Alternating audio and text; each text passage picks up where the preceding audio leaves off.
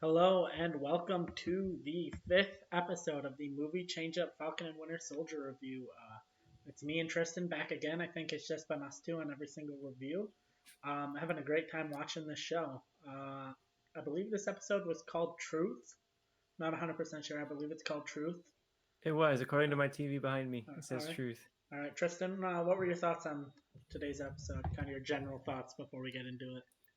I really liked it a lot. The show, every episode just starts to get better and better. I don't think this was necessarily as impactful as like the single moment at the end of last episode, but I think this episode as a whole was very entertaining and it had a lot of really thoughtful examination of the iconography of Captain America and how much that can change over the course of history. I've been recently rereading or reading for the first time rather a lot of like old golden age kind of comics to see where all these characters came from, and it's been very interesting to see how that's developed over time. And I think this examines how that what that development shows about us and our culture. So I'm really excited to talk about this episode and all the ways to get into that through the characters and through the action. I think it was a great episode of comic book TV. Yeah, for sure. I really enjoyed it. I think last week's episode is still my favorite of the series, but this one is probably my second favorite. I'll start off the back. I think we ended last week's episode kind of talking about our theories and everything, and kind of the main one we were talking about is Sharon as the power broker. Where do you stand on that theory right now? How you feeling? Because I'm feeling pretty high and pretty confident that that's how it's going to be. Yeah, If it wasn't already confirmed. yeah. I don't know. That scene when I watched it felt like a confirmation to me, but it wasn't really played that big. So I was like, maybe it wasn't the confirmation. Maybe the person she's talking to is power broker. I don't know, but I'm definitely in your camp Well, of Sharon being the power broker. because the someone pointed out on Reddit that if you watch, and I was going to, because I watched this episode before I left for work this morning, and then I watched it when I got back from work because I wanted to watch it twice. But someone said on Reddit that if you watch with the subtitles, she's talking to Beltrock on the phone, who is the George St. Pierre from UFC fame, who was in he was in, I believe, the first episode of this, and then he was also in Captain America: Winter Soldier. So she was That's right. talking to Beltrock on the phone, who met up with the Flag Smashers. So if she's coordinating things between Beltrock and the Flag Smashers, if she's not the power broker, she's like one of his or her top people. Yeah, that's where I'm at right now. I felt like that scene either confirmed that she is or confirmed that she's working directly with the power broker. And I'm sure in the finale we'll get some direct confirmation on that. I'm sure she's a setup for some Yeah. future appearances in other shows. So I'm excited to see how that plays out in the finale because I can't believe one episode left. But yeah, definitely in your camp on the Sharon Carter being power broker theory now. Rest in peace, my Nick Fury theory. Yeah. Yeah. How do you feel about the cameo from Julia Louis Dreyfus as basically Madame Hydra? I thought it was cool. I didn't expect her to be in it at all. And this show pulled off the Luke Skywalker level cameo more than WandaVision did somehow. This scene had better. And I really am excited to see because I'm sure this is more than a one episode appearance for her. I think she's going to be kind of like a running bad guy in the behind the scenes of this Disney Plus universe here. I think she'll be Yeah. sort of the Hydra stand in for that. Yeah, I definitely feel that she is going to be kind of the big bad of the overall. Her and potentially Power Broker are going to be kind of the big bads of the series. Like I originally was like, okay, is Power Broker going to be kind of the big bad of this series? But going into the finale, when it's not 100% confirmed who the Power Broker is, I'm fully on board with okay, U.S. or not U.S. I mean, he'll probably go by U.S. Agent now, but John Walker, Captain America, is just the big villain of Falcon and Winter Soldier. Yeah, I think that's pretty confident. He took a big villain turn this episode. I Yeah. want to talk a lot about him this if you want to move on to that. But Yeah, yeah, we I can. I think just wanted to get the cameos out of the way before I forgot. yep, I was excited to see her. I didn't know for sure if it was a unexpected casting. Like I hadn't followed the casting too closely of the show, but I was like, I'm sure that's a cameo. I haven't heard anything about this, so I Yeah, was excited to see her come in. I'm excited to see how much she plays into the yeah, feature storylines, or if it's just like a little small appearance.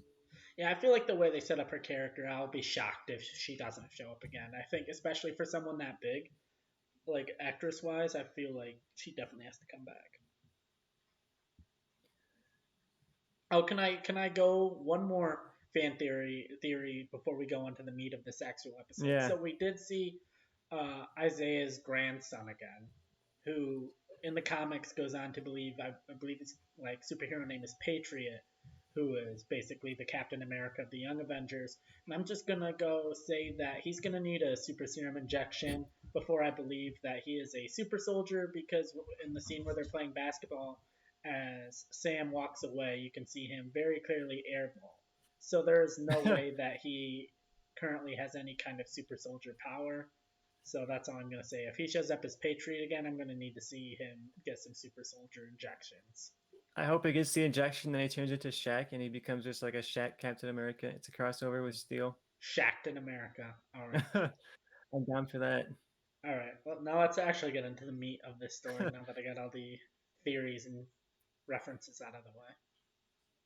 Yeah, I have a lot of notes down. I'm not gonna lie. You told me I'm the note person last week, but I've filled your promise here. I have like 6 pages of notes. All right, good, because I have no notes. I just go off the dome. That's how I operate. I was never a note person. Probably why I flunked out of college. I try and go off the dome, and then I sit there and I think, oh, I totally missed that very important thing. And I want to start off so you don't miss anything from the beginning Yeah. of the episode when we All right, first yeah. see John Walker and Falcon and Bucky all kind of have this confrontation in this. I don't even know where they're at, some like abandoned warehouse thing. Yeah, just some Typical just MCU somewhere action that set, you know. the location scout thought looked good. That's where they were. Yeah, they got like the second unit photography was like, oh yeah, we like that like place out there back behind the studio. Let's go out there. Yeah, basically. So yeah, they have a pretty big fight scene here. I think it was good action. I think it's not necessarily like movie quality, but I think it was better than what you see on like CW kind of action shows. Yeah, as far as like a television show, I've loved the action on the show so far.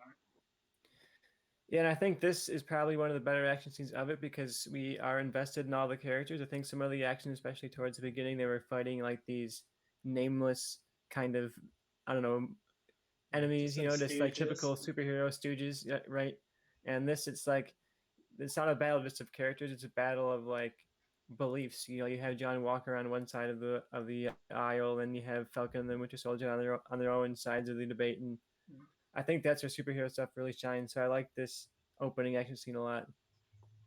Yeah, I really like that moment. It was the moment, but I like the speech a lot too of before the fight of Sam and Bucky basically being like, "Hey, like you have a good record for the most part. Like you'll probably get off with a hand slap. Everything will be fine." And then, but as soon as Sam says, like, "Give us the shield," that's when John Walker was like, "Nope," flipped the switch, and it became a fight. Yeah, they're really leaning into that iconography of the shield in this episode, where it really means something just beyond the person who's holding it. And it's been brought up before, but I think it's essential to this episode of like who holds the shield, Yeah. kind of holds the power of being Captain America. Yeah, it's almost in a way like they're fighting essentially for the soul of America in a way. Mm-hmm. Sorry, my roommate's cats are going fucking crazy over here. I heard some cat paws going. I don't know. Maybe Catwoman's crossing over. We've got a Marvel versus DC. Yeah, I wish. That would be a fun one, but probably not for a while. No, probably not while both companies are doing it. I'm just going to feed them really quick. If you want to vamp and talk about, any minimal thoughts you had, and I'll return. Otherwise, I can vamp. Just going to keep going. I'll go. I'll vamp. All right. So while Joe is out there feeding his cats, I'm going to warn you guys that me and him are facing off with each other on movie Changeup in a couple of weeks.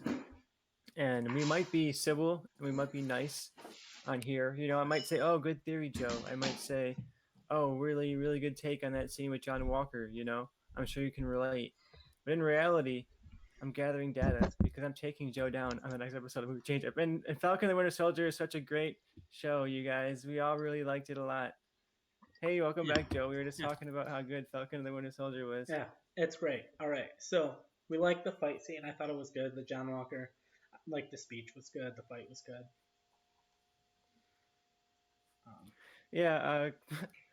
I guess you probably go and watch the feed after you watch after you get off the episode. I had some nice thoughts while you were gone, but I thought have to go back and watch what you said in that 30 seconds.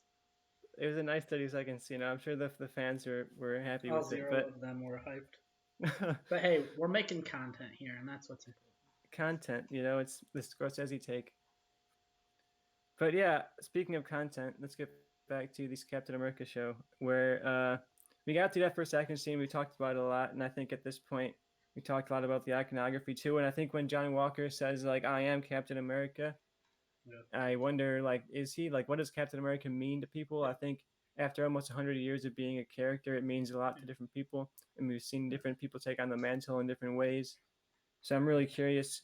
I want to hear your thoughts on what Captain America kind of means Yeah. to you and what you think of the character and his place among the MCU world right now.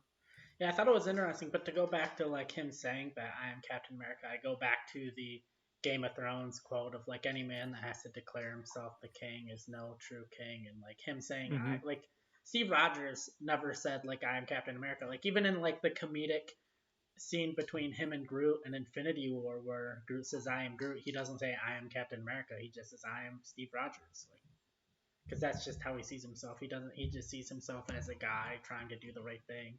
He didn't see himself as like this icon, where John Walker is trying to be this icon instead of just trying to be himself.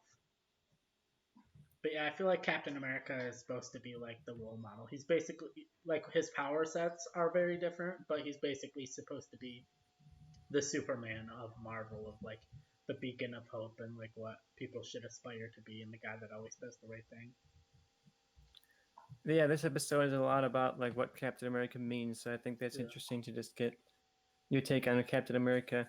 We yeah, talked about the Julia Reese-Dreyfus scene, which was coming up soon after that, because after this fight, John Walker is essentially checked by the government, and the Senate has this hearing in like a single scene. They're like, "Oh, John Walker, you're stripped of all your badges and all that stuff. You're no longer an honorable member of the military." yep. And what do you think of that? Because I have a couple of mixed feelings, but I want to get your thoughts on John Walker being kind of stripped of his standing and thrown to the Yeah. wasteland here. It's one of those things where I like understand where John Walker is coming from in a way of like he's basically like I've done everything you've told me to do. I followed your rule book basically my since I've joined the military. And essentially like if he wasn't caught on camera, he'd still be Captain America. So he's basically like I followed your rules. I did exactly what you told me to do, and now because you're in trouble for it, I'm the one getting punished for it. And I think not to jump ahead a little bit, but I feel like it kind of ties into the Isaiah Bradley. Is it Bradley? Is that his last name? I think it is Isaiah something. Isaiah. I But want to yeah, say Isaiah either way, it Walker, but ties it's not into it. Isaiah's story a little bit, and we'll talk about it later or we'll jump into it now.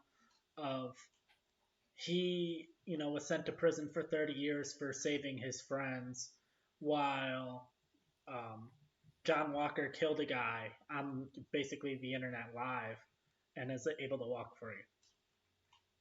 And I think those, while the Isaiah story ties into Steve Rogers' story from the first Avenger, it also kind of ties into John Walker's story a little Mm-hmm. bit too, whether intentional or unintentionally. Yeah, that's a good comparison. I didn't think of that, but I like that a lot. I think it's just a uniquely timely kind of storyline where there's Yeah, a big trial going on right now, yeah, and with similar themes of what the show's examining. So I think it'll be interesting to see as this show and the trial wrap up around the same time how people yeah. react to this show. Oh, Uh, and to jump back a little bit because I wanted to mention it. Because we saw the whole thing with Zemo, we kind of skipped over everything with Zemo a little bit, but I did like a lot of what was going on in him. I really like the line of him saying to Bucky, uh, I took the liberty of crossing my name off of your list, which I thought was mm-hmm. really nice. And the more we see of Zemo now, that might change when we see him in other Disney Plus things, but he's essentially a guy that's just like my family has been wronged by super soldiers, and I just don't think there should be super soldiers or anything like that. And it's you could very easily take Zemo's story and essentially tell it, and he would be the hero of his story, and you really don't have to change anything or adapt anything. The only thing Yeah, wrong, I guess you could say, is Civil War, where he went ahead and just like murdered all of the Winter Soldiers while they were sleeping. But if you showed a cut of all of the wrong things the super soldiers did, I don't think it would be seen as like a villainous or bad moment. Yeah, I like what they done with Zemo a lot in this episode. I want to finish up my thoughts for a second on that Walker scene, and then I have Yep. Zemo Yep. notes after Okay. this. We can Yep. go through that. Yep. But yeah, for the Walker scene, I think this is sort of a fault of like less episodes. I think they had a lot of ground to cover plot wise in this Yeah. episode to get us Yeah. to like one finale left. So I think maybe if there was like one episode in between these two where we see the government figuring out what to do about this guy, I would have loved to see sort of a small plot line. Maybe you bring back uh, John Cheadle. He seems to be working sort of Yeah. alongside the government in this storyline. So maybe bring him back and have him be this guy where Yeah. he's like talking to Falcon saying, "Oh man, we have to figure out what to do about this Yeah. Walker guy," and some people are trying to Bring back cover it up. Thunderbolt Some people want to, Ross. And, yeah. because I think just a little bit more of the political and this political thriller would be nice because they're trying to Yeah. sell it as a political thriller. There's a lot of Yeah. thrills, but there's not necessarily as much actual No. political. I mean, Yeah. there's political themes, but it's not using politics in that way. Yeah. But yeah, I'll move on to Zemo. I have a good amount here on Zemo. I think they did an interesting callback to Civil War. You mentioned his connection to Civil War. I think when Bucky first walks up to Zemo and there's that extreme close up on Zemo's face, and then out of focus, Bucky walks in, and it's the exact shot they used when Black Panther walks up and approaches. Yep. I think it's Black Panther's Zemo towards the end of Civil War. Yep. And you mentioned how he was kind of ready to die at that point. Like Bucky Yeah. holds up a gun to him and is ready to kill him, and Zemo kind of just nods, and he mentions it afterwards, saying he was ready to get taken off the list essentially, and he would have gone down with honor. But glad he didn't go down because I'm excited to see more of him. But Well, because I took that whole thing differently because when he says I took my name off the list, because his list of people is like not people he's trying to kill. It's people that he like is trying to make amends with and get right with. And I think Zemo was on his list of because he wanted to forgive him for basically using him to take out T'Chaka, which I think is why Zemo was on his list. I don't think Zemo was ever on his list of people to like to kill. no, but I think from Zemo's POV it was like, oh, he's about to kill me, I can and he I was can kind see of that. ready to be taken off that list. Yeah, I could see that. But yeah, I think Zemo Zemo also felt like his life mission is complete, like as far because he doesn't know about John Walker at this point, so he feels like super soldiers see themselves as supremacists, and so he's wanted to take out all the super soldiers. However, after talking with Bucky and getting to know Bucky, he knows that Bucky isn't a supremacist and doesn't feel that way. So I don't think he has like the notion or care to ever take out Bucky. So he feels like the serum is gone, the super soldiers are gone. I've completed my work. Yeah, I like that take. I think Zemo's been a fascinating part of this whole show. I Yeah, wasn't super excited yeah, to see him come back, but they've done so much with yeah, him in these last few episodes, and I doubt we see him in the finale. Maybe a scene or something setting up what no, he does next. But he seems like yeah. his story is done for the show. Well, yeah, I mean, Julie Louis Dreyfus basically says she's taking him to the Raft, which is the like floatable prison from Civil War, and maybe it was an Infinity War too. I don't remember. I think just Civil War. Basically, setting him up to that's where he's going to be when Thunderbolt Ross shows up to make the Thunderbolts. Mm-hmm. Because it was confirmed in something, I don't remember where, that Abomination is on the raft. And so now Zemo's going to be there. So yeah, they're definitely setting up the Thunderbolts. So he'll definitely come back to be part of that. And also, I learned this last week, and it has nothing to do with this show except Daniel Bruhl, who plays Baron Zemo. But fun fact, Daniel Bruhl is the voice of Lightning McQueen in the German version of Cars. German version of Cars. Yeah, basically like the German dub. Daniel Interesting. Bruhl is the voice of Lightning McQueen. I'll add that to the list of bizarre watches some night. I don't Yeah. know how I would have figured that out. Yeah. I think he's doing a good job in this show, though. Yeah. Now that you mention him, I think a lot of the actors are doing a pretty good job. Yeah.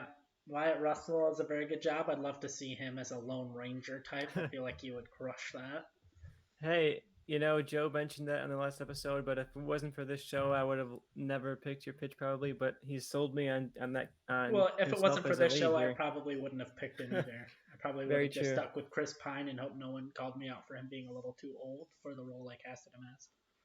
But yeah, I think Wyatt Russell has a really exciting career ahead of him. It's one of those actors that I think was kind of on the outside, and now he's on a superhero project, and it's going to launch him into every kind of attempt at blockbuster, but I think Yeah. he has the charisma and the energy to Yeah. actually take off in other stuff. Unlike people like Chris Hemsworth and who Yeah. haven't really been able to have their own blockbuster Yeah. thing. Yeah. Who would have thought the son of Kurt Russell and Goldie Hawn would have star power potential? So before we wrap on Zemo, I want to get a last prediction here. Where do you think we see Zemo next after Falcon and the Winter Soldier? He's not going to be in Loki. That doesn't fit. I could potentially see Hawkeye. I assume that's got to be the next Disney Plus show after Loki. I will do a quick Google while we see the order of future Disney Plus shows. I assume But Hawkeye's the next one, and to me that makes sense. It fits. They're people without powers. Zemo doesn't have powers either. Like, I'm not saying he's going to be the big villain of that show, but if you're saying where would he appear next, that makes sense. Potentially She-Hulk, especially if that's how you bring Abomination back. yeah, I think Hawkeye is because technically we have What If, but I'm not really counting What If. Like Yeah, anybody What could If really doesn't be in matter. that. Yeah, I mean, T'Challa's going to be in What If as basically Star-Lord, so. Yeah, we have Hawkeye. I'm sure Hawkeye is a good prediction, like you said. And as we finish up the show, I do think it'll be fun to just get predictions and where we see people next. I think Hawkeye is probably a good bet because I think he goes up against. I think Zemo is best in these human stories. I think he Yeah, feels out of place if you make him go up against something big and yeah. kind of Like, cosmic. I could see him like having a cameo-ish, like 2 minutes in an episode in Loki. If the Loki show is how I think it's gonna be, if like the first few episodes are gonna be him going all over everywhere, but by the series finale, it's gonna be him doing stuff to put the MCU to basically cause the MCU to happen. Which is, I think I've said that before in previous episodes of this, but if that's what the show turns out to be, I think you could see anybody come back. Yeah, I'm excited to see what his next step is because I think they definitely set him up on this show to be one of the big Yeah, villains. I think for my prediction, I'd say either Hawkeye for some small role, yeah, or I think She-Hulk if they're gonna have him be like a Thunderbolt Ross connected character. I think yeah, She-Hulk could be a good show up for him, especially if they're bringing Abomination back. yeah. I want to talk now about. We're moving on to some dark subject matter here because Oh, this show. Isaiah, the not Tuskegee experiment. Yep, I was thinking because we talked towards the beginning of this episode and towards the end of WandaVision that I wasn't quite sure how far this show is going to go with its themes and its examination of political culture right now. And I think this scene very much was on the nose about it in kind of a good way. I enjoyed Yeah, the scene a lot for what it yeah. is, but They we see the basically, return of Isaiah from yep, towards the beginning of the show, and if you don't remember, he was a Captain America kind of experiment. He was a super soldier experiment ages ago, and it's essentially because he was a black man and not the presentable, shiny white guy. He was kind of abandoned by the government and went to prison, and now we kind of get a really good backstory of what his emotional experience is like through that. yeah. I mean, basically they took the idea of the Tuskegee experiments were real life things of like they were just giving black soldiers syphilis just to like see what would happen and shit like that. And because he references the red tails which flew out of the Tuskegee, and he wanting to be like them. But in, I guess, the MCU, instead of giving them syphilis, they were giving them super soldier serum, basically just to see what would happen. And so he's the only one that is stuck and didn't, destroy his body. And he had to serve essentially 30 years in prison for that because they kept experimenting on him, trying to figure out why him and why it worked. And it was like Yeah, a he's a super, fascinating. yeah, super sad story because I mean, I mentioned it before, but essentially, the guys he was serving with were I caught this the second time. He said they were intentionally sent to get caught, which I don't think they realized they were getting sent to get caught. But he's basically like they were sent to get ambushed. And then he's like, once they were POWs, they were like sent bombs to the POW camp. So I think the whole thing was like, hey, we're gonna make sure they get caught, so they become POWs, and then we're gonna bomb the POW camp to destroy the evidence. And I think that was the plan the entire time. But then obviously Isaiah was like, "Oh, I'm not gonna let them die." He goes and rescues them, just like just like Steve Rogers rescued them in the first Avenger. However, Steve Rogers brings them back, and they essentially throw him a parade. Isaiah brings them back, and they're like, "Fuck, this is not what we wanted to happen." He gets arrested, imprisoned for 30 years. His wife writes him letters, and eventually they just tell his wife he died, which wasn't true. And then he doesn't even get to say goodbye to his wife because she dies while he's still locked up.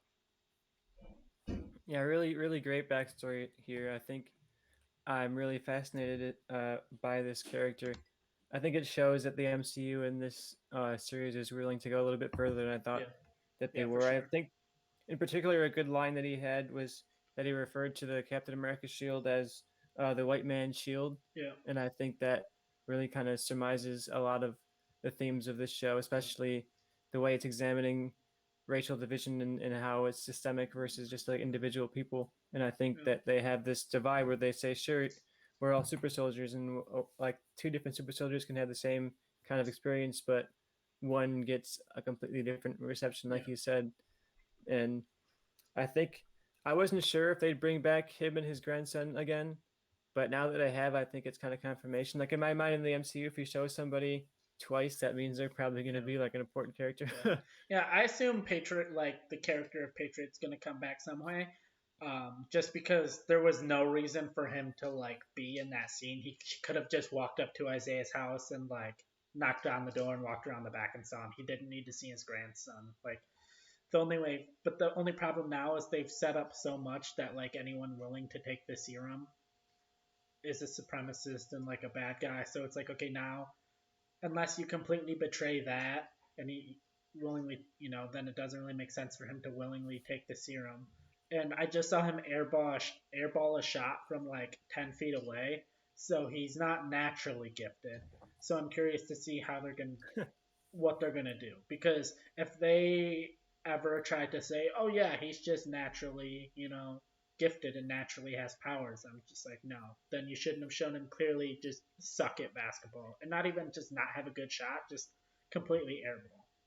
Unless Maybe they they'll try do to say a like, famous MCU recasting and yeah, replace him with somebody bigger and bulkier and not yeah, explain it. yeah, or they'll just be like, "Oh, he was intentionally nerfing his powers around his head," Yeah, something dumb. But yeah, I think it's very interesting.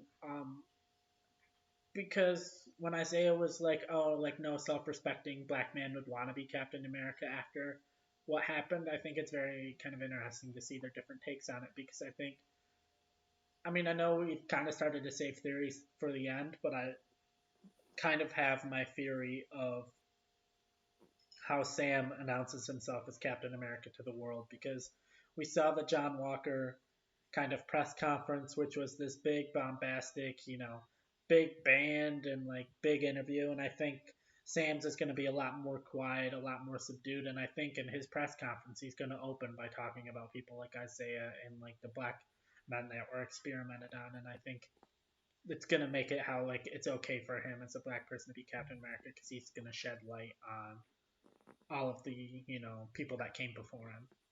yeah, I like that theory a lot. I'm on your wagon for that one. I think that's a good ending for it too. I think I think, it would yeah, bring a lot of the themes together. yeah, I think that's a very good like final moment of the show of like is him announcing himself as Captain America by telling the story of Isaiah and the others. Yeah, and he's not just Captain America for show. He's doing it in action. He's kind of bringing light to the past and trying to give Yeah, us like a goal for the future yeah. in a way that I think Captain America should. And I know we haven't talked about the boat, but I think the boat is essentially like a big giant fucking metaphor for this of like, I mean, we can go back and talk about the boat, but everything that happened, the boat isn't important. There was like conversations on the boat that was important, but he goes to paint over his parents' names, because which I assume are his parents' names. They never explicitly said, but that's just kind of what I assume. And then that's when his sister's like, "Oh, we're not gonna sell the boat. We're gonna keep it." And then uh, Sam goes on this big whole speech about like they have to preserve the history of the boat, and talking about the history of like what came before them is important. And like as he's talking about that, I'm like, okay, the boat is essentially a metaphor for like the history of the super soldier program and the people that came before him. And that is when I came up with that theory on my second watch of when he was talking about the history and like preserving it. I'm like, oh, okay, so that's kind of what I think his. And I've seen online people talking about that the boat isn't important and why do they keep talking about the boat? And I'm like, because it's a big giant fucking metaphor for Captain, the Super Soldier program.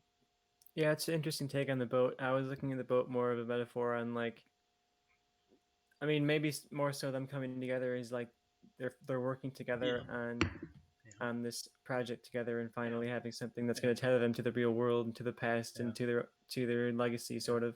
I mean, I because think the boat is their legacy. This in a similar way that like the shield is Captain America's legacy, like the boat's been passed down for generations and generations.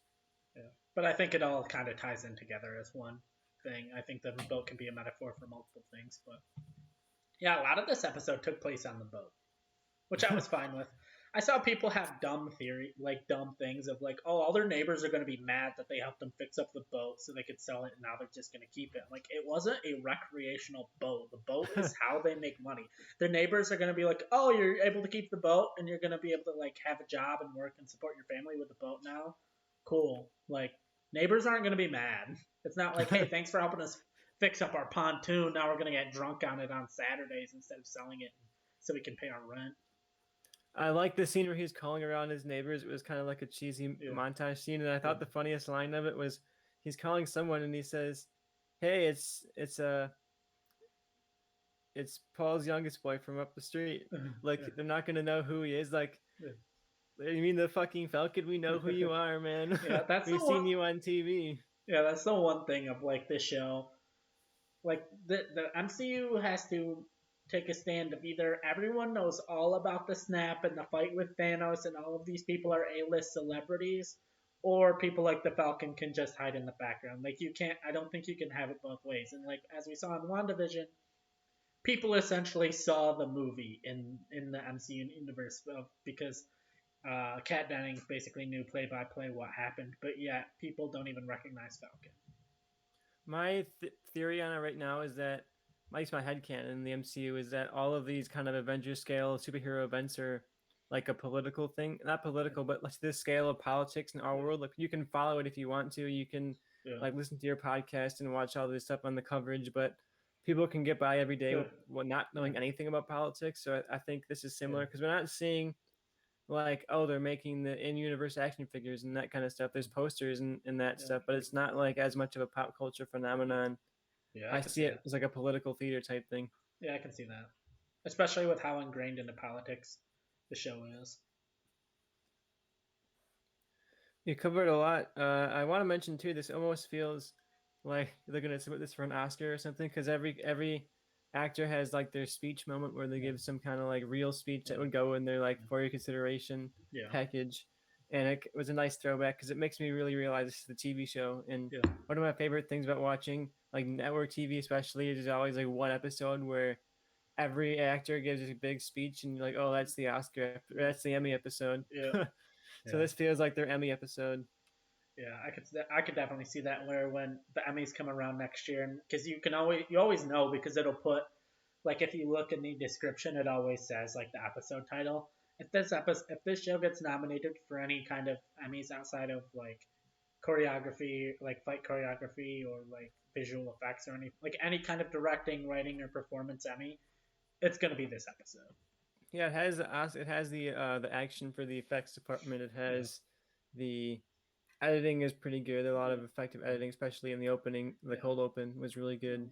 When Falcon you got the fight montage, that shield. Or not the training montage. I mean, yeah, you get a nice Rocky montage in here, and you also get like a Bucky Sam binding Top Gun montage. They're really showing that off. We've covered a lot of what happens here. The last thing I have in my notes is the Flag Smashers. So if you have anything prior to Flag Smashers to bring up, we can do that now. No, I have one thing I want to talk about, but I'm gonna save it for the very end because it's more on like the theory side of things. So yeah, towards the end, I want to talk about theories. We'll talk about what was in the box. I'm sure. I know I have a better of what should be in the box, and I want to talk about the box a little bit. So to anyone watching, I messaged Tristan before that I do have a complaint about this episode, and it is the most nitpicky complaint of nitpicky complaints, and it revolves around the box. But before we get to that, let's talk about whatever there is to say about the Flag Smashers, because I Yeah, barely remember them being in this episode. I know they I were did in it. not think But... I didn't think Joe would have such a hot take on the box. I'm curious to get to it towards the end. Yeah, the Flag Smashers are not super present in this episode. I think they're doing an interesting job of trading off. Like, here's a Bucky and Falcon episode, and here's one that's really focused on John Walker. Here's one that's really focused on the Flag Smashers. And this one was definitely Bucky and Sam focused with just a handful of other scenes. But one of them was the Flag Smashers. Yeah. It's right towards the end. They're getting us set up for what the finale is going to be. They're essentially in a park gathering up some forces for like a final battle. Yeah, at the very end, yeah. That's when they get that crossover scene with, I can't remember the name, you mentioned it before, but it's a crossover character from Winter Soldier. Oh, Beltrock. Yeah, Beltrock shows up in this last scene here, and they do it like an arms deal, and they're recruiting their soldiers for Final War, essentially an attack on what looks like a summit, New York City summit. Yep, for world leaders, the GRC. I would have done the attack on sounds DC, like GNC, but I'm kind of glad in hindsight. Like, oh, they're fucking working on some supplements. Yeah, if I was making this show, I would have had it be like on like the front of the Capitol, but like not now. Yeah, I'm glad they didn't do that. That was one of those things that was in the script, and then that happened, and they're like, scratch out Washington D.C., New York City. Yeah, then like let's just redo that green screen instead of the Capitol, make it New York City. Yeah. But yeah, I'm excited for the finale. I'm sure it's going to be very action-packed. If you can judge by WandaVision, they save all the action for the end. I hope the effects are a bit better than the WandaVision effects. WandaVision fight in the finale looked like it was straight out of a Disney Channel original movie.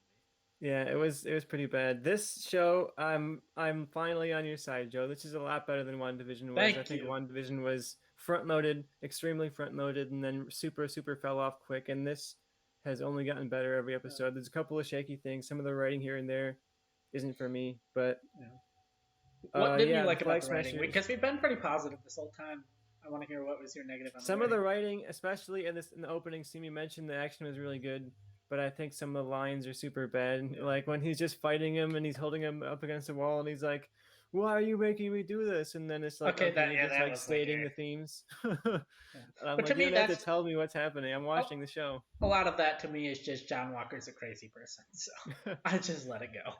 And I think that's something I didn't like super a lot too, and that's one of my only real big negatives here is that John Walker goes from like 0 to 100 over the course of this series, and I think sure you have the Venom, the serum to explain why he's like that, but I think it'd be much more interesting if he never took the serum and he just like turned bad. Yeah. But that's such a small complaint. Like those are just little things where if I was doing it, it'd be slightly different, but it's still great in the context of what it is, Yeah. And then, one thing I wanted to talk about is when John Walker goes to Lamar's parents' house and like basically lies to their face of like, oh yeah, that one guy that I killed, he was definitely the one that killed Lamar. Lamar's sister, I assume it was his sister, they never expressly said, just side-eyeing John Walker, like, sure, bro, totally. Like, I don't believe anything. I thought that I love that part of just her side-eyeing him. Yeah, and I would have. That's like I mentioned before. I just wish this show had like 2 more episodes in the middle, where like you could get a little more time to explore like John Walker's reaction to this death and and like the political ramifications of it. Because it would have been interesting to see like, okay, he has this story of, oh well, the guy I killed Battlestar, so it was all right. And in reality, we know that didn't happen. But I just would like to know like where was that something that the government's telling people, or is that just a story he made up? Because that feels like a typical real world cover story type thing where they're like, oh well, he was a criminal in the past, or oh well, he had a gun, or he did this or that to try and justify overreactions by law enforcement. And I think that would have been interesting to explore that a bit more in a show that clearly wants to explore that. Yeah, it's like when a black person is killed by the cops, and you see people on Facebook being like, well, he got pulled over for not wearing a seatbelt in 1997, so how good of a guy could he have been? Yeah, there's always an excuse, and I wish that this show examined the excuses a bit more because it seems like John Walker went bad and then the entire government was like, wow, he went bad and threw him out, and I would have liked to see more complexity in there. Yeah. But that's just to me just a fault of the runtime. It's not necessarily something I'd hold against the episode. Now that we've gotten towards the end, I know you want to talk about the box, so I'll bring up the box. I want to hear what your So hot I have take is on two this box. minor complaints about the box. First one is small, is the way he opens the box. The box is like very generic. Like nothing about the box. Like it had slight design on it that made it seem like it was from Wakanda, but it opened like a suitcase you could buy from Walmart, right? I would like it if it opened in a more interesting way. Like you push a button and like the nanotech opens up or something. But my main complaint that I had that only got exacerbated on my second watch of the show, Tristan, if I gave you a box and said, "Hey, this box is from Wakanda," you're gonna open that thing immediately. You're Yeah, not gonna that wait thing's not 3 waiting. That fucking not days. even a minute. If I'm at work and I get a notification from someone like, "Hey, you just received a box from like top people in Wakanda," I am leaving work to see what's in that box. Sam just like sat around it for 3 days, kind of looking at it, being like, wonder what's in there. And then like he's like, I should probably open this, see And what's he's up like about carrying it. it around with him. It's always Yeah, ready to be opened. yeah, yeah. I mean, they should have presented it in a way where like he knew what was in it, so he didn't necessarily need to open it, or maybe he opened it before, and then like the shit goes on, and now he's opening it to use it, and it. But for us, it's still the mystery of like what's in there. Now I'm pretty sure I know what's in there, but I have my thing of what should be in there. But All right, do you want me to delve into that, or do you want to give any I'll thoughts I'll you have on the box? I'll give a thought on the box. I didn't necessarily think of the look of the box and not feature what kind of tech of the box. That would have been cool. But I do think Falcon waiting on it in my head canon was he knows what it's going to be, and he knows it's going to be related to him taking over as Captain America, and he's not necessarily ready for that 100%. He's waiting to open it until the moment that he's like fully 100% ready to embrace the Captain America Yeah, title, and then he finally was once they fix that boat up. yeah. So I think what's in there is definitely like a vibranium suit with some vibranium or cool like future tech wings, right? To make up for the fact that he doesn't have powers. Because sorry Sam, I don't care how many push-ups you do, how many sit-ups you do, any of that. Like you're probably going to need some super strength on your side. So for me, what should be in the box is like some more of that purple flower that they found, because that's Yeah, what he I, needs. I like that. See, what I think would be amazing is if he opened it up and you had the suit. He lifts out the suit. Underneath the suit is like more of the purple flower. He takes the purple flower, goes to the ancestral plane. He talks to Steve, and like Steve's like, okay, or I think he should be Captain America, blah blah blah, and like, and then that's when Sam could talk to him and essentially be like, there are more people that have the serum than you. I don't know if necessarily this is your decision. And then you have all of the super soldiers that had the experiment on them that didn't make it that come to Sam and being like, if you don't be, like we love Isaiah, we respect everything we did, but he's wrong. If you don't become Captain America, then everything, you know, everything that happened to us was for nothing. So you need to become Captain America, which I think would be sick. But it's just going to be the suit in the box. There's not going to be any purple flower. So no Yeah, ancestral plane scene. I would love an ancestral plane scene. I think you're absolutely right that it's a Wakandan suit. Obviously, I think that's what they're shot it for and what they're going for with it. Yeah, I wonder how much it's going to be like Black Panther's suit because unfortunately now that Chadwick yeah, Boseman is gone, we yeah, have a hole on the top of yeah. Black Panther. I Yeah, I wonder think if it's we'll gonna see Sam have. Wilson show up in that next movie. I think it's gonna have Black Panther technology where like it absorbs hits and does a lot of that shit. And I think it'll be like something like he puts on the wings and then the rest of the suit like forms around him. But I don't think it's gonna have a Black Panther look. Like it's not gonna be like half Black Panther, half Captain America. I think it's gonna be fully Captain America, but with just Black Panther technology. Yeah, that's what I was wondering if they're gonna go for the color aesthetic of Captain America is gonna be like red, white, and blue, or are they gonna go a little darker with it? Yeah. What's the look gonna be? I'm curious on I, that. I think it could be like toned down because a lot of the time Cap was in Wakanda, especially in like Infinity War. He had more of that toned down, kind of dark blue, dark gray, dark red suit. So I think it could be closer to that, where it's not this bright costume. It's more of like a dark, but it's still red, white, and blue. It's just more muted, I guess I should say is the right word. Yeah, I'm excited to see what his costume looks like. I think that's kind of it's your fun moment in comic books is when a character gets a new costume and it's the view of the costume. Yeah. And then like we've said before a million times, we're wondering how much they're going to require you to watch these shows comparatively to watch Yeah. the movies. And I think if we see Falcon show up in the next Avengers with a different costume, it's going to be like, okay, cool, he's got a new vibranium costume, and then maybe there'll be like an offhand line with Oh, Shuri yeah. where he's like, oh, I like the costume you made me, but Yeah. you don't need to get the backstory of the costume. But if you want to, it's here on the TV right for you. Yeah. you know? Pretty much. And I'm fully in because there was a thing in the last episode where I don't remember her name, but the Dora Milaje, I think, is the like group where the main one that we've been Mm-hmm. seeing. She refers to Bucky as James in the last episode, and in this episode she refers to him as White Wolf again. So I definitely like I'm fully on board that theory that by the end of the like by the end of the next episode he's gonna completely abandon being the like called the Winter Soldier and his new like code name thing, superhero name. Not that they really use superhero names much in the MCU. It's gonna be White Wolf. Yeah, I'm I 100% on think it's that gonna with you have a too. new look. Like it's gonna be like more white and it's I don't know if there's going to be like any kind of wolf insignia. I don't think he's going to have like a wolf like headdress or anything, but I definitely think it's going to be like a white look, and then maybe the Dora Milaje calls him White Wolf, and then Sam will call him like White Wolf mockingly or like making fun of him. But Yeah, I wonder too now since this is the end of this season and they've not talked about and this is the end of the season. We have one episode left, but we're nearing the end of the season and they haven't talked at all about a second season. I wonder if we won't get a second season of this, but we could get another show a few years down the line that's like, oh, Captain America and the White Wolf, yeah, because that'd be now sick. it's Yeah. new characters essentially. Essentially. Every season they change their characters' names, so like season 3 is just like called Sam and Bucky.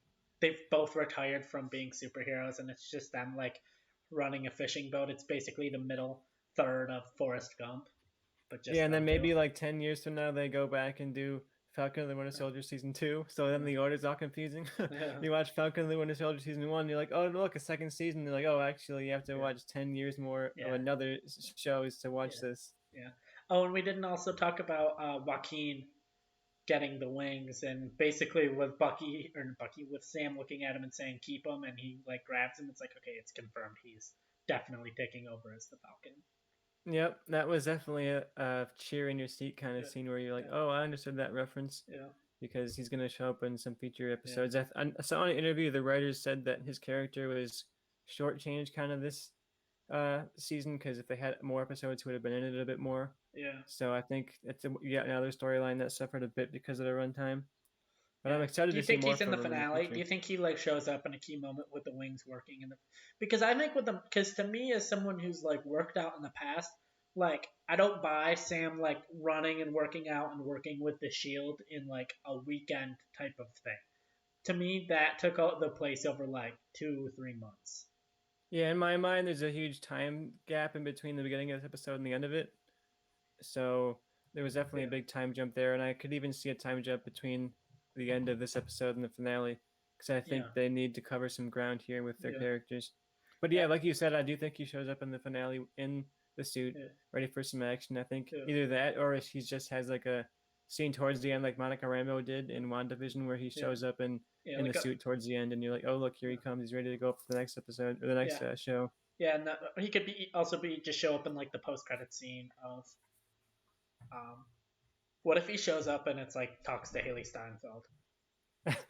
I have no idea what to expect because we didn't get a lot of setup from WandaVision, but we got a decent amount. I think Yeah, this could either have yeah, a I lot feel more or have none. I'm not sure what to expect. I'm very yeah, excited for the finale though. I'm yeah, going into it more. I'm more confident this is going to end well than I was for WandaVision. I think yeah, that we've reached a point where even if this episode, I'd be shocked if it sucked. But even if this was not a great episode, I think the rest of the show lives up to it. And yeah, yeah. How do you feel? Did you watch the post credit scene? I did. It How was did you? not a ton of content there, but No, but it I was. feel like it's definitely confirmed that he is now no longer Captain America. He is U.S. agent. Yep, he's gonna debut with the new shield, the new costume, and all that stuff, and be a new character. Yeah, yeah. And he's gonna have the whole It take just of felt like, oh, the sad. SJWs. It just felt sad to me. Like I've kind of in a way felt bad for him. But yeah, like we were talking WandaVision setting up, I feel like um Falcon and Winter Soldier is doing more to set up like the villains in future stuff. Like even after this is over, okay, Sam's Captain America and Bucky could be either White Wolf or just kind of a new version of Winter Soldier. but I still don't know like what their characters are doing after this. Like I don't really see us getting a Captain America 4 starring Anthony Mackie. No, I don't think either one of them have the draw really to Yeah. do that They kind would of need stuff. like a big like A-lister villain, like Tom Hanks would need to be the villain or something. Yeah, I'm curious how well the show does on Disney Plus. I haven't really looked at But the then numbers we have, recently. but then we also have that the what is it, Shang-Chi? I probably completely got that wrong. But that show starring a guy I've never heard of, so like I don't think we necessarily need. I think the MCU sells itself, so I still think Yeah, the Captain MCU is a America. unique franchise in Yeah, that. I think a Captain America 4 starring Anthony Mackie. I think he would at least need to be in another movie first as Captain America, but I mean, it's still probably going to open to over like 130, 140 million dollars. Yeah, at this point, I see them definitely as like Disney Plus heroes, and they'll show Yeah, up in the Avengers movies or something like that. But yeah, I don't. If they're doing good on Disney Plus, if they make good numbers for the service, I feel like this is where you keep them, and I think this yeah, is where the stories are really going to be told. I think if you're looking at it as like a comic book metaphor, I think these shows feel like when you're reading like the monthly issues of a comic, and yeah, then you get the movies that are like the big event issues. The mm, trade paperbacks that mm, come out, and they're like the big story events. yeah, And this is kind of reaching that peak of what I think they wanted yeah, the MCU to be, where it's comic books come to life. You have the yeah, movies, you have the TV shows, you have everything yeah, kind of all firing, and yeah. it'd be nice to see them get something else going off the ground, an animated show or something like that. But yeah, I'm Yeah, liking the like show a lot. yeah, like I know Ryan Coogler's working on that Wakanda show. I mean, the Dora Milaje are super cool when they show up, but I also don't know how hyped I really am for like a Wakanda show. But I think if they were to do like a Wakanda animated show that's still set in the MCU and it's still like canon for the MCU, I think I'd be more intrigued by that than just like a live action. Yeah, when But Marvel definitely dominates the live action space of comic book stuff, and I think they could. DC is the one that really holds ground on animated stuff. Their movies are really yeah, popular, and a lot of yeah, the shows are popular. I would like to see Disney make a move, expand the Marvel universe even a bit more, and like they want to cover all the ground. They have these shows, people who want to watch these. They have the movies, people who want to watch those, and then maybe you have your animated shows, people who want to watch that, yeah, and you catch everybody in somewhere in the MCU. yeah, So now we've kind of reached the end here. I think we've covered everything that we kind of yeah. wanted to cover here in the episode. But we do have the finale next week. So if you have any kind of predictions, I have a bit of a prediction on where I think some of the characters will end up. Yeah, But I'm curious. I kind of laid out all my predictions of what like I think is in the box and how. I think basically by the end, I think no one's gonna die. I could potentially see Bucky die just because like with the, I mean he's solved. Like he figured it out. He's gonna mm-hmm. go talk to that Asian guy in the next episode and be like, "Hey, sorry, I'm the one that killed your son or whatever." And but like after that, like what is his character for? I could very clearly easily see Bucky die because you don't really need him anymore. Um, But I don't think any villains are going to die. I think John Walker is going to be sent to prison only to get busted out because you don't have that Julie Louis Dreyfus being like, hey, you could be very valuable to other people, which kind of sets him being used as like by someone like the power broker moving forward, only for him to die in the next episode. So like Zemo's probably not even going to appear in the next episode. John Walker is most likely going to live. I can't see the Flag Smasher girl dying. I mean, I guess maybe, but I don't know. What are your thoughts? Yeah, Carly is the only character I could see dying because I think that her arc could be kind of tragic if she ends up Yeah. sacrificing herself in the finale, either for her cause or maybe sacrificing herself to save Sam, something like that.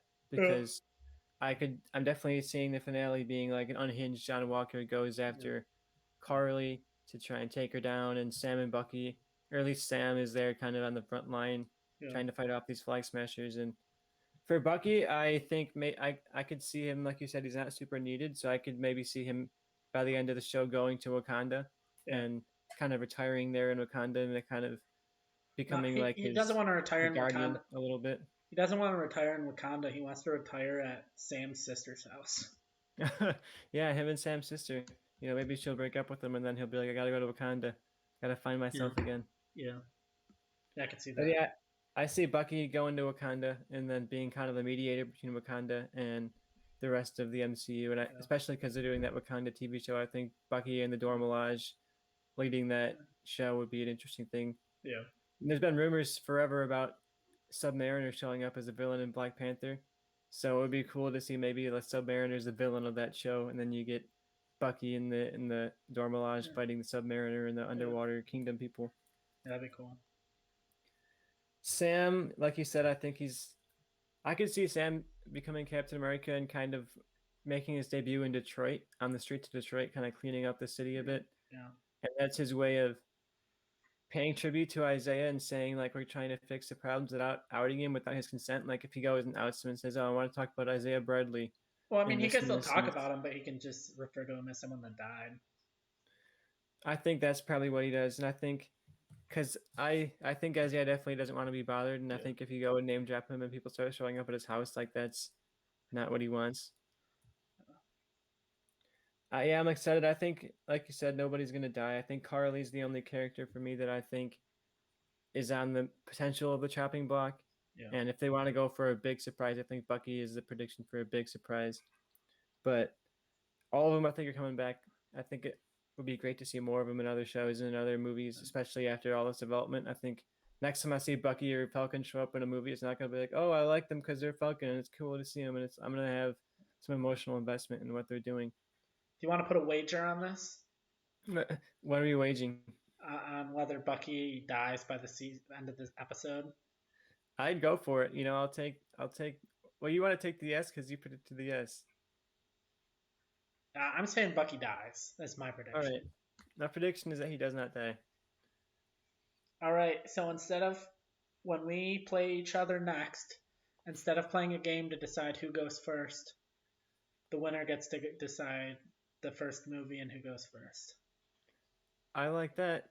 We'll see. Whoever was correct gets to go first. Next competition next week is me and Johnny taking on each other for the episode here, and then next after that is the Mount Rushmore episode of comedies, which is going to be really exciting. We're going to, similar to our Mount Rushmore superhero show, is going to break down comedy, so best actor, best comedy, best duo, things like that, and I'm looking forward to that. But right after that, it's me and what's the schedule, Joe? You're the expert here. Give me the rundown of the schedule for our next couple months. So after that, it's like you said, it's Tristan versus Johnny next week. Then we have the comedy Mount Rushmore, and then it is Johnny versus Bobby, and then after that, it's me versus Tristan. Big build up. So it'll be a few weeks, to see. I mean, you'll know who wins the bet when you watch the episode, but to see the bet play out, that's going to be a few weeks, but it'll happen.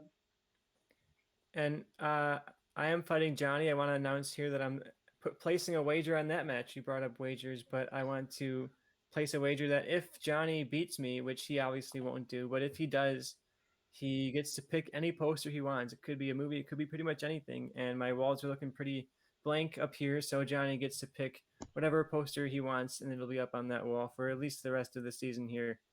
And hopefully he picks something good. But knowing Johnny, it won't be good. All right. You got anything more to say about this episode? Great episode. I can't believe there's one episode left. I really hope there's more of these characters in the future because this is so exciting and interesting. And it's going to be a long, like a month wait between now and Loki. But at least we got Star Wars, so I'm looking forward to that too. Yeah, we got Bad Batch coming in the next week. I doubt we'll do reviews for that, but if the first episode comes out and blows me away, I might message Tristan and be like, we should do reviews for this. But I'm going to lean on we're probably not going to do reviews for that, especially because it's going to run during the same time as Loki, which I think we will do reviews for unless that show sucks. And then I don't want to come on and just talk shit about a show. I'm ready for that. Give me something terrible. Get me and Joe to come on here and just destroy a show. Marvel. Stop making good stuff. Give us something awful. That would be fun to just come on. But yeah, I think, we've said everything we need to say. Come back next week around 7 o'clock to hear us talk about the finale and give a full series review. For Tristan Mayer and Joe Fricke, have a nice night.